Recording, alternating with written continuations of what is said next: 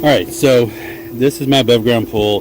The hose over there has begun to leak. We've had it for 3 years. We've already replaced one hose once. They'll dry rot after a while, especially in Texas heat. They just start to dry rot after a while. So we're going to replace it with another hose. Now, if you go on and try to find the exact replacement, sometimes they're really hard to find depending on your pool. For my particular pool here, I could not find the right ones. I went through a couple different ones and they simply did not fit. So instead, I ordered these. These are super strong. They're rubber. They've got metal in there. These things are going to last a long time.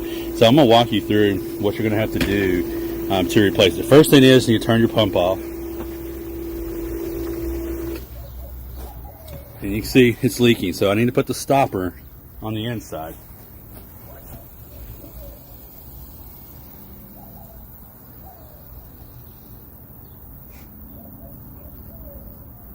And my intake jets, you probably have yours on there. Mine weren't on there, so you take those off first, then put your stoppers in.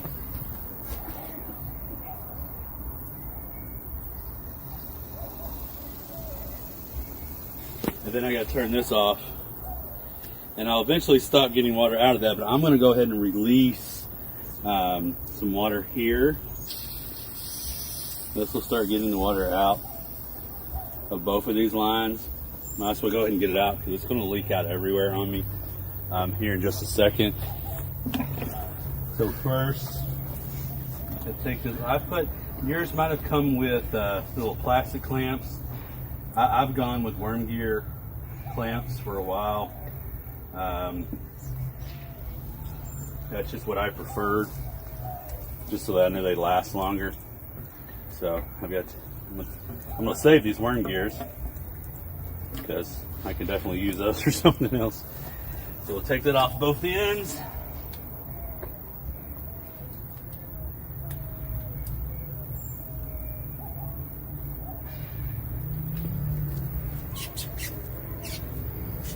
This one's always a little tighter because it's got a rubber seal on it.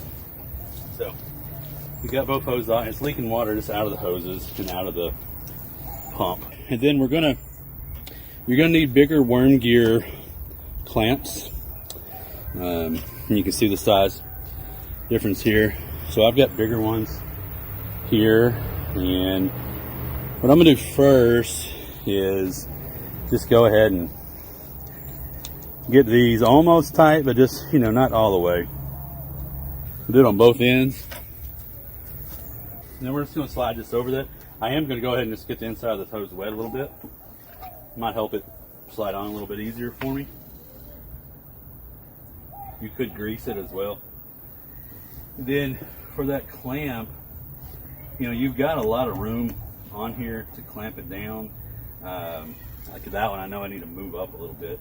I'm going to move this clamp up a little, but not all the way to the top.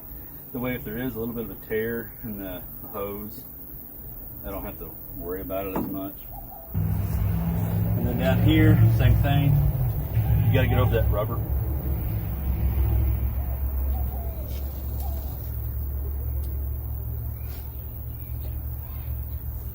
So I want to get on there really good, and I see I've got a little weird spot where this has a cut. So I need to come at it at a little better angle. So I want that behind that. That's going to let me get flush. All right, so now we'll just pull the stopper out. We'll see if we got any leaks.